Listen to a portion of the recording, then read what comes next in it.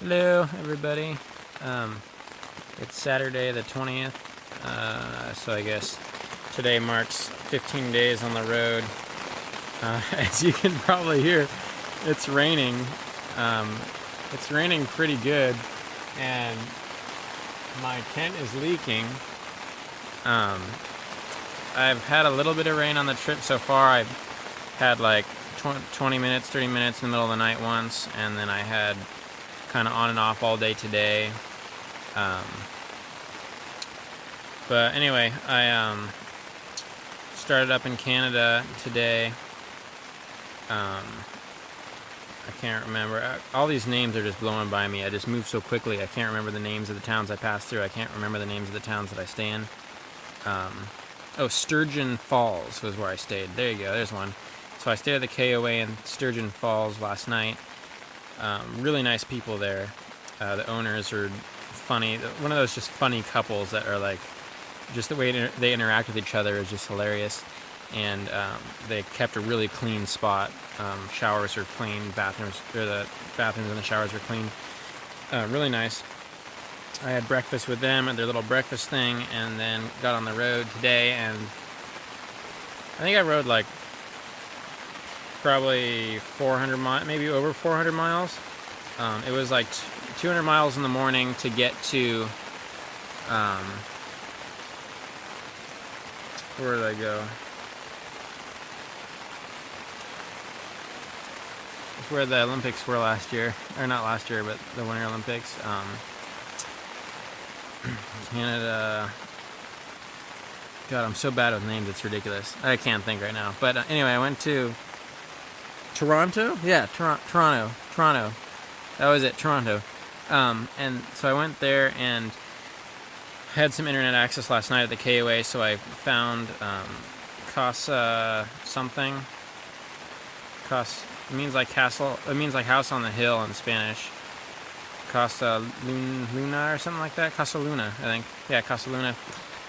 Which was like one of those Hearst Castle kind of things, where there was this rich guy who was a military guy into the government, stocks, real estate. You know, he kind of did it all and made a huge amount of money. And I think he was like responsible or owner of like a quarter of the Canadian,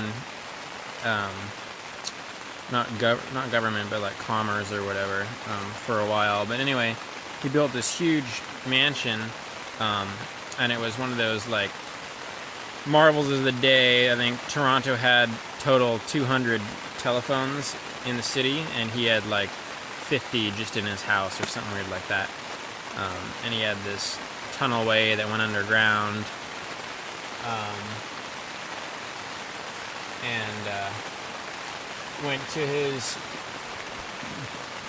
went underground to his other property that he had close by that was like across the street or something.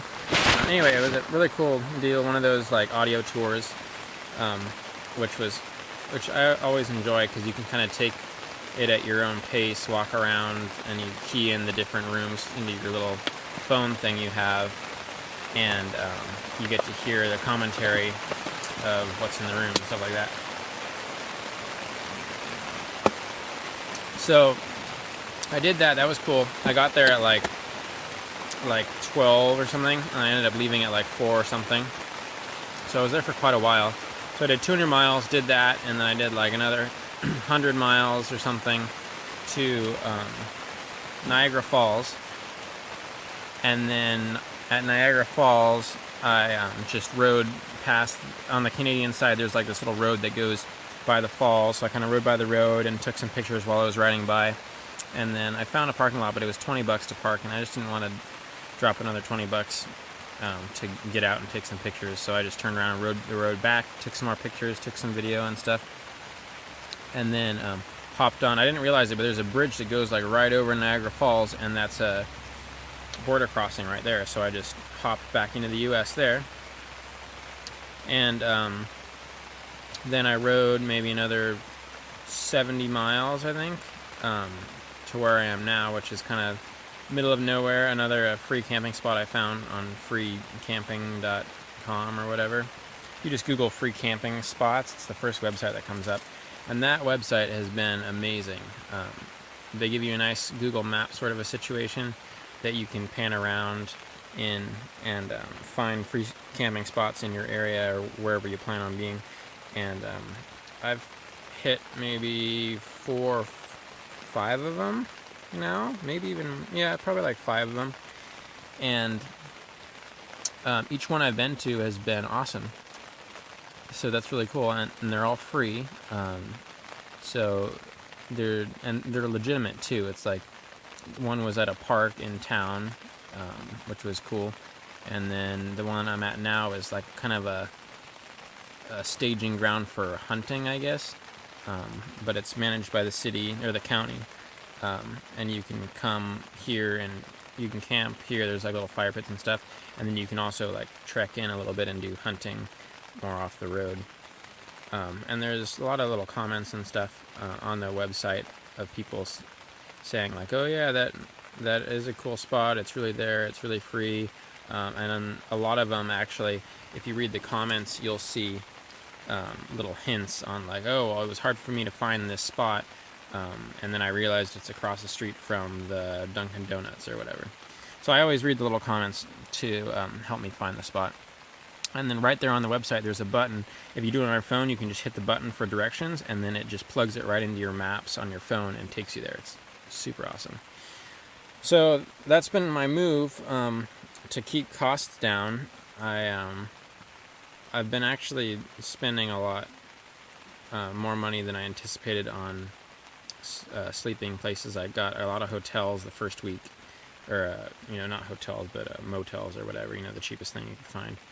I think I did like 1 night camping, 1 night hotel or something, and I don't even really need to do that. And then yesterday I stayed at that KOA, and I realized like a KOA was like $20, and you get a shower, you get like a place to camp, and it's always a clean place to camp. Like it's not dirt, it's grass, or like a well-kept area, so it's not like you're getting dusty or muddy or anything when you camp. It's pretty clean. And then you have access to a shower and a bathroom, and usually like a sink to wash your dishes in, and usually Wi-Fi. And some of them I haven't been in one that has a hot tub yet, but some have hot tubs. So I think that's going to be my new move. I've kind of been figuring this stuff out as I go. I'm over 2 weeks in now, and I think to keep costs down, it's really doable just to these 2 things. If you look at KOAs, there's KOAs all over the U.S. They're very, it's a very nice thing because they're everywhere and you can find them easily. You can get maps, you can get an app for them and everything. So they're easy to find, and I feel like they're pretty predictable as far as what you're going to get. And $20, if you think about camping for $20, it's kind of expensive. But what I think of it as is, okay, instead of 40 very bottom to like 100 for a cheap hotel, if you can spend 20 and still get your shower, still get your dishes done, you can do some laundry in the shower if you want it or whatever, then it's quite a deal in my opinion.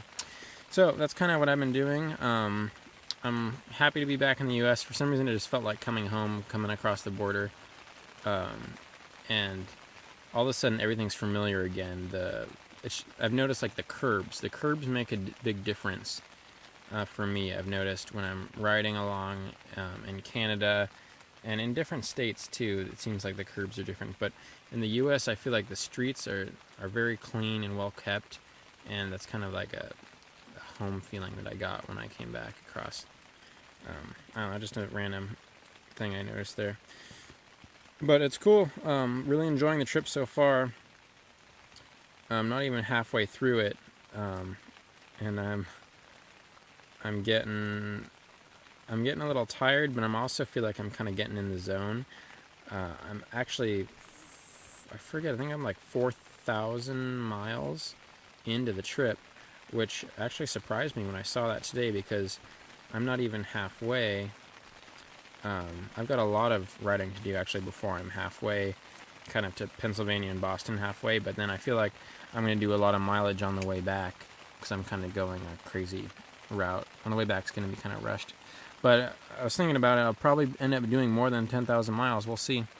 But Should be cool. If I get close to 12, then I'm going to have to start thinking about service. But in Pennsylvania, I'm going to end up doing a tire change, oil change, valve adjustment, check out my air filter and stuff like that. So I'll have some downtime there, and then the next week should be, the next like week and a half or 2 weeks should be pretty chill. I'm gonna go up to Montreal.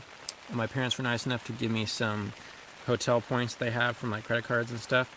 So they got me 2 nights in Montreal, which is awesome. I'll be able to relax there, sleep in a bed, let my back fix itself for 2 days, and then check out the city, most importantly, because I'll be in town. So I'll be able to check out the city. Spend 2 days there, and then I'll head off to New Hampshire. Nashua? I think Nashua? Yeah, Nashua, New Hampshire, where my buddy Brett is living. He was a friend from California that moved into California from New Hampshire and then moved back a couple of years later. So I haven't seen him in a while, but he was a motorcycle friend, so I'll get to stay with him for a little bit, and then from there I'll go to Boston, spend the weekend in Boston, and then I'm going to hit New York for a day, maybe 2, and then Pennsylvania for like 5 days or something. And then from Pennsylvania, I'm going to start the trek back. It's going to be kind of gnarly, mileage-wise and time-wise. I think I have like just a little over, maybe like 2 weeks. I forget. I have to look at the calendar. Like 2 weeks to get back, but I have a couple big stops that I'll go over later, I guess, that I wanted to make before I even get to California. And then when I'm in California, I'm going to hit the LA area, so I'll hit what is that place called?